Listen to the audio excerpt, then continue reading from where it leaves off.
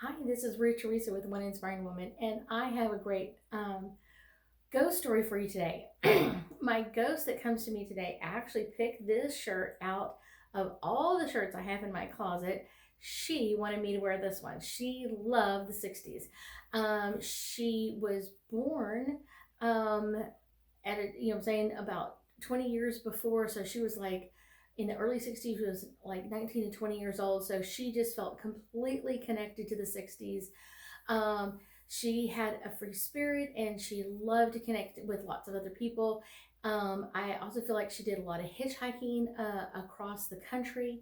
I feel like, anywhere from like Virginia and North Carolina to Texas to Arkansas to, what I'm saying? Like she went everywhere and she loved meeting people in that kind of just we love everybody phase of the United States.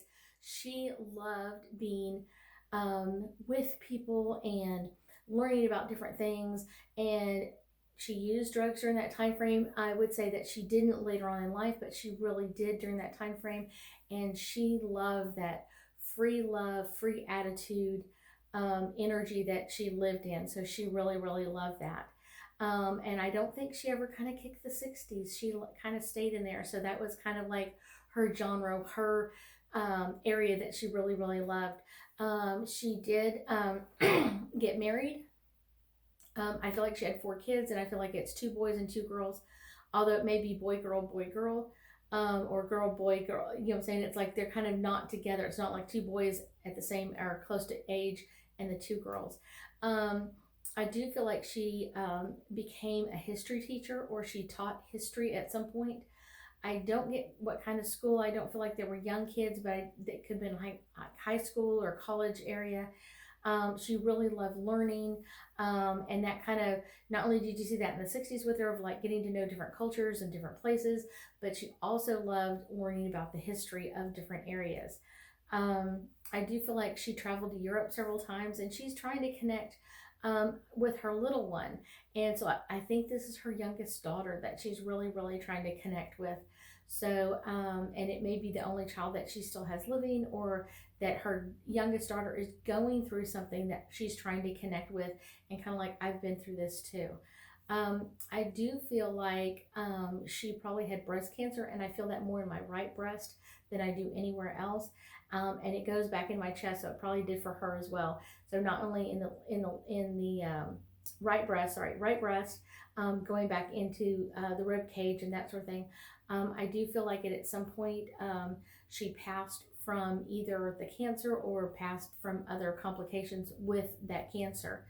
I want to say she's kind of showing me like 96, so that could have been the year that she passed. Somehow I'm connected to someone in her life. Um, um, I feel like she had several illnesses throughout her lifetime, probably towards later on in life, probably late 80s or so. She started having complications with other things, and I feel like one of them was diabetes. Because I feel like the circulation in my feet is not doing that well. So I feel like that's one of the issues that she dealt with. Um,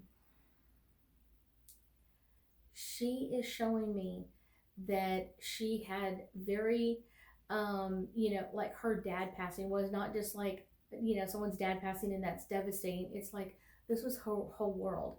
Her dad was her whole world. She was a daddy's girl, and so that devastated her more than anything else. Um, I get the name Carol or Carolyn, and I'm not sure if that's her name or if that's her daughter's name that she's trying to reach out to, but I get like a Carol or Carolyn, something with that C, Carolyn, Carol, some type of connection to there.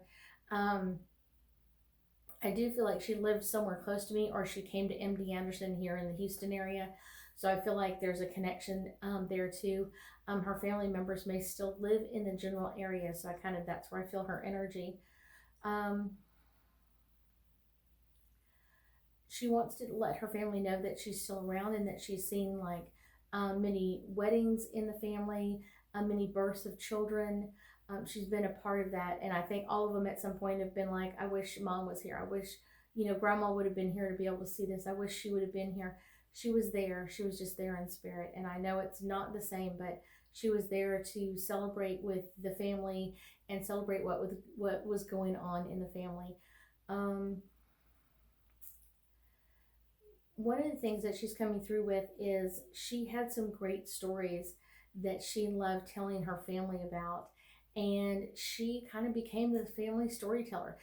Part of that, I think, started as a young child of hearing the story from her grandparents of how, the family moved to a certain area, or so and so built this, or so and so felt that. So she loved those family histories, that family history of our family did many things in this area, or accomplished many things, or even helped.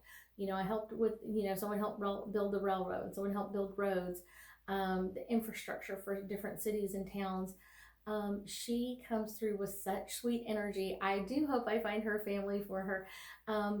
She has a personal message for her youngest daughter, and that's why she's coming through me today to give her youngest daughter that information. So I do hope that she finds her energy and connects with me somehow. If you are her family member, reach out to me, and I would love to gift you a free reading with me for about 15 minutes. Usually that's about all it takes, is to get you the message that she really wanted you to hear or to know of what's going on. I hope you have an amazing day, and I know we'll be talking soon.